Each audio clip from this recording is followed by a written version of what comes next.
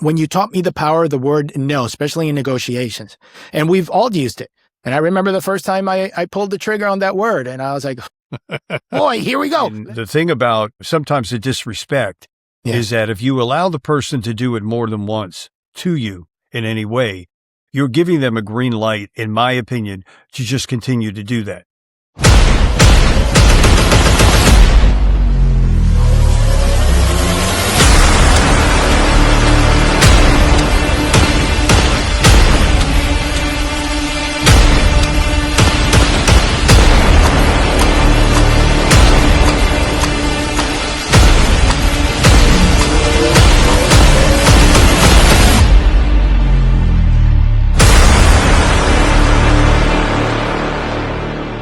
This is actually episode 10 already. Yes. Of our brand new podcast. So please subscribe, like, and share. We're brand new and we're trying to grow. We'll grow with your help. We appreciate that very much. Episode number 10 of Two Guys I'm Just Saying. I am Al. He is Lewis. And I saw the article that you sent me. Well, I think it was yesterday. I want to talk to our audience, whether they're watching or listening, that you are in line for a promotion, let's say, anybody. And they come to you and they've been there long enough. You know how to run whatever that promotion is, but somebody else gets it. And then the company wants you to train them. So my take on it, let me see if I have this right. I'm good enough to train the person, but I'm not good enough for the position. And I think it was a woman, when I was reading the article you sent, turned them down and said no, which Correct. I agree with 100%. We were just chatting before we went on. You and I have seen that in our walks of life many, many times. And I think for my take on it, I've seen it both in any office and any work environment. There's a political environment that's for sure, where sometimes that takes precedence, which I believe my take on it, that the person should get a job because they are the best at what they do. Then we get another way of going that it's personal. And I believe when the people that are making those positions in life and they take that on as a personal thing, whether I like this person or don't like this person, especially if you don't like the person, you're not doing a disservice to anybody but the company. That's my take on it. Mm-hmm. Because the person that should be in that position is not, for a number of reasons that are not legitimate. And this article that you sent, I think the woman was in her 50s, had to now train a 25-year-old person, which is fine if they're sharp enough to do it, but someone who's been with a company that long and knows this company and the experience, and then you're handing it off to someone who's basically just starting on that road. I don't know. What do you think? It's a tough pill to swallow, right? When you're, besides you're grooming yourself to take over this position, and they tell you, we're just going to pick this new person. Obviously, companies do this. They do it to save money. Absolutely. But then to have the audacity to tell you, by the way, I'm not giving you the promotion, but can you train this rookie that we just brought in so they could take over the job that you wanted? It's like, and I applaud the lady in this article that she knew her worth, and she said that big, powerful word, no, can't do it. I mean, obviously she walked out of the building. I mean, that just, it goes without saying. You got to play your cards right. Play the game. I wonder what would have happened if that person said no and just continued at her job. So my question is, would the company have let her go? And how bad of a move, if that happened, would that have been? Because once again, like you just said, wait, I'm the right person to train the person for the job, but I'm not the right person for the job. So does the company lose either way? And in my opinion, yes. I think it's a lose-lose for everybody, right? You lose a great employee as a company. Yeah. But it hurts your workforce, right? This person knows their value. So obviously she said no, but it works your workforce because other people that are around that had been around with this person go, damn, they just rolled right over her. Am I next? Yeah. And that demoralizes the rest of your team. Like, they just brought in this rookie that has no experience. They just graduated. They just got a piece of paper. And this person that's been doing X, Y, Z, they just threw to the side. So I think it's a huge negative. But the part that I loved about her is that she knew her worth.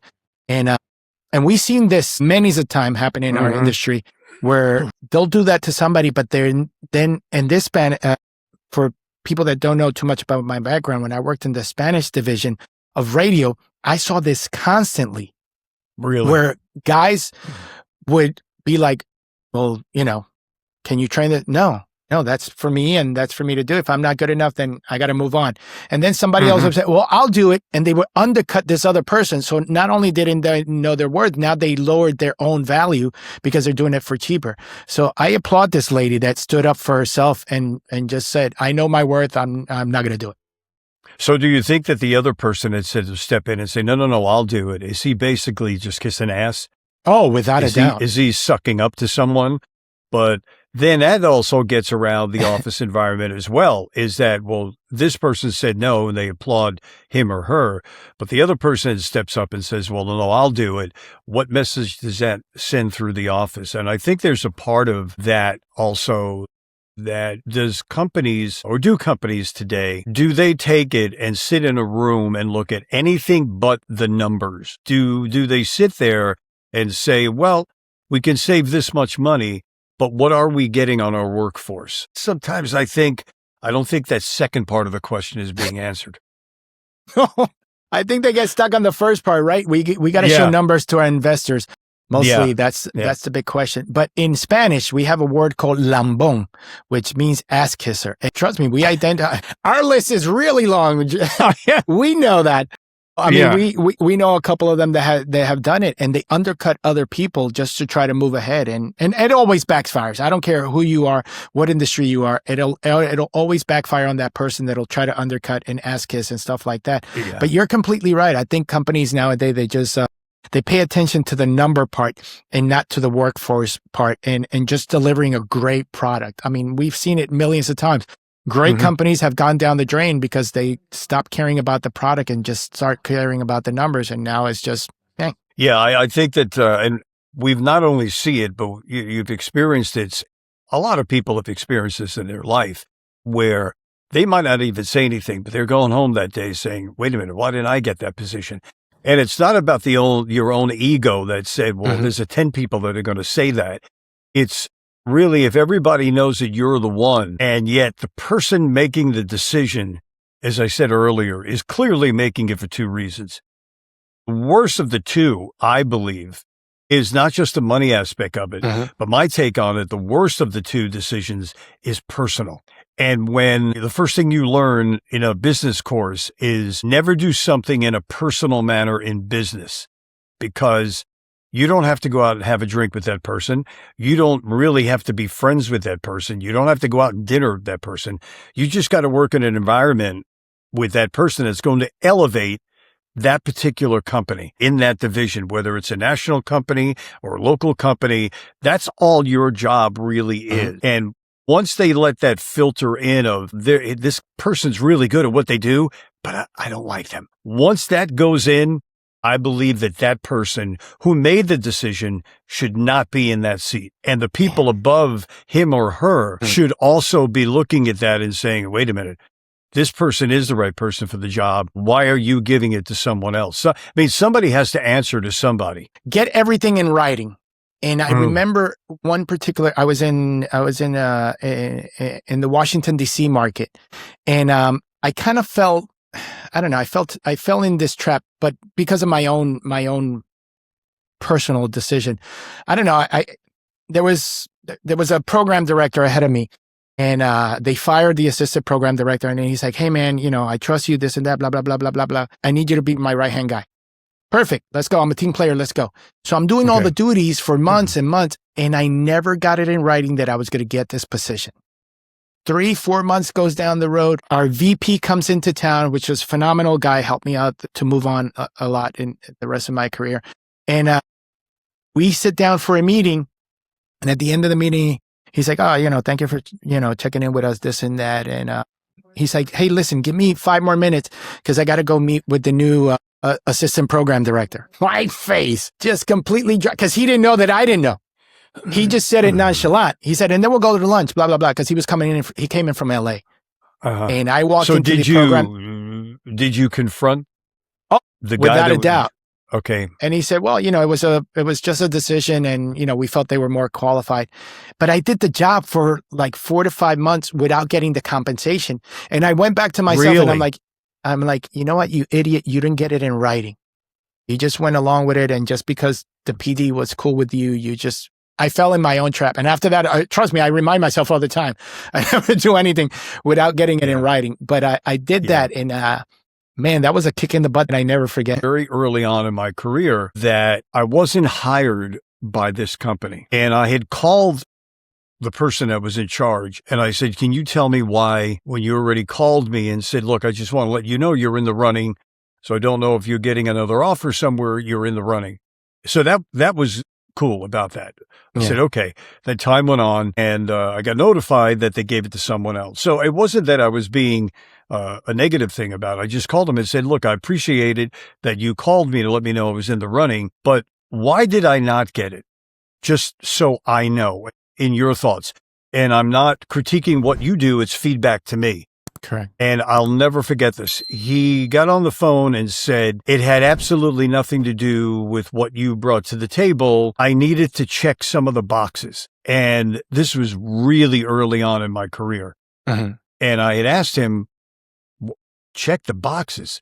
And he said, yeah, because in my opinion was, this particular job that I was doing was all about talent. I was being brought in to supply a talent to do the job. It had nothing to do with anything outside that box. And he said, I just, I had to check the box. So I said, okay, I understood. He went into detail.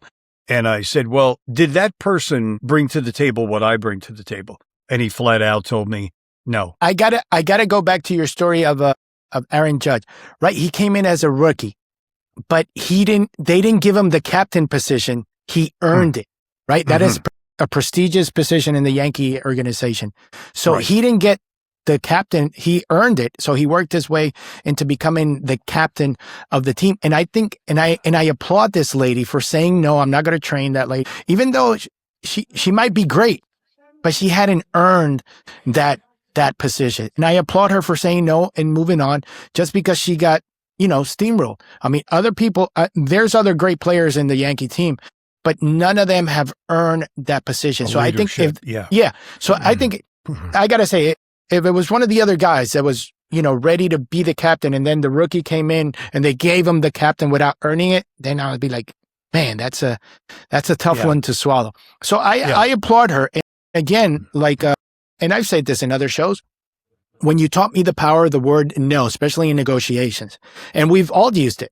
And I remember the first time I pulled the trigger on that word, and I was like, boy, here we go. Let's see where this works out. It is. But when you believe in your talent and you're the one that actually deserves it, it's a really powerful statement, and it does move you forward. And I applaud this lady for knowing her worth. And I think it's a great, valuable lesson that this story has, is that we all got to learn our worth, whether it's in the day-to-day, in our personal, in our business. We all got to know our worth. And when we're not being valued, then you move on. In my opinion, the thing about sometimes the disrespect is that if you allow the person to do it more than once to you in any way, you're giving them a green light, in my opinion, to just continue to do that. Correct. So, but on the other hand, there are companies that'll say, we didn't give you this position because we brought this in. However, we are going to elevate you here. That's a smart thing to do, to say that we feel that you can be just as good in this other position. So you have a higher position, you're making more money. That's the right way to do it, but to overstep.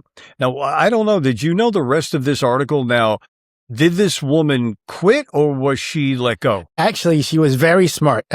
Towards the end of the article, it's a very long article, but towards the end, she had negotiated, like a lot of us in a lot of our industries, she had a 6-month ending clause of her contract. So she brought it up. She's like, listen, you guys are not giving me the promotion. I'm just going to take my 6 months and I'm out of here.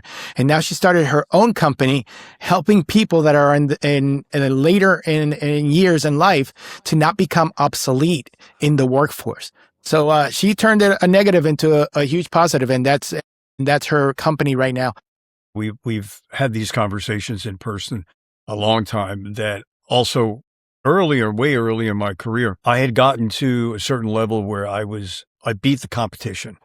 And the very next day after the ratings came out. When I walked in the next day, there was a message waiting for me in my bin. And it was from the program director across the street, which never happens. Like, why would they don't need to contact you for what reason? So I called him back, and he congratulated me on the ratings and then said, oh, this I'll never forget. He said, listen, our sister station in Houston is looking for someone. And I told him, do I have the guy for you?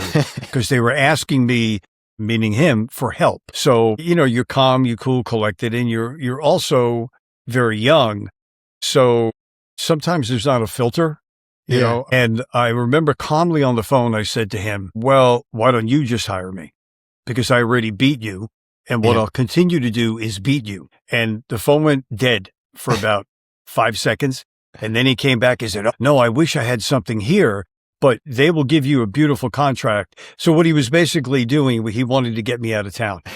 So that's really what he wanted to do. And it was a compliment, but I remember the conversation was very cordial. And I said to him, no, I'm going to stay here and I'm going to continue to beat you. And we laughed about it. So I even joked with him. I said, listen, think about when you come to your senses about the guy across the street that's beating you and will continue to beat you. You should be hiring me. But the fact was that if you know your worth, so I remember the general manager at that time, it was within the station that he was a nosy kind of guy. And we've worked with people like that. A lot of people have worked. That just because they're in management, they're not poking around, looking at things that they should not be looking at. We all know that. We've all been there. And what happens is they think they do it so well that no one knows, but the whole place knows that you're a little on the sneaky side or a lot on the sneaky side. So when I came walking in, he said, hey, Al, can I see you for a moment? Yeah. And I sat down, calm, cool, collected in his office. And he said, hey, I heard so-and-so from across the street called you. What did he want? So I said to him, how did you know he called me? And he said to me, his bin in the telephone messages was right next to mine. So he claimed that he pulled my message out of the wrong bin and not his. So when he saw the guy's name, and that might have been true. I don't believe it for a second, but that might have been true. So he said, what did he want? So here was my negotiation. And I said, he wants me to think about going over there now that I beat him. Freaked out about, are you going to go? And I said, but it depends on how much I'm wanted here. I was cool. I was calm. I was collected. And he took out the tax paper. This is all true what I'm saying, and slid it across the desk and said, we know what we have. Fill in what you want. That's at least acceptable. So I took the paper and I went, I don't know if I might want to go there. They're offering me, he never called the guy to say, hey, don't call my guy and steal him. Just took, because he saw his name on the message. So I wrote back the number that I wanted. I slid it back to him. I said, this is the number I want to keep me. And he looked at it, looked down, signed it. The next week, my pay scale changed. Nice. Now, maybe they wouldn't do that today, or maybe they would. I don't know. Yeah. But that's a memory where it was either losing me or paying me and saying, we appreciate you. Here we go. Thank you to everybody that's listening. And remember, you can see us in Facebook, YouTube. You can listen to us in Spotify. And if your story is similar to this one, make sure you share it in the comments with us. We'd love to read about your story. And if that happened to you, what would you do? If they did not give you a pay raise and they did not bump you in a different category somewhere, what would you do?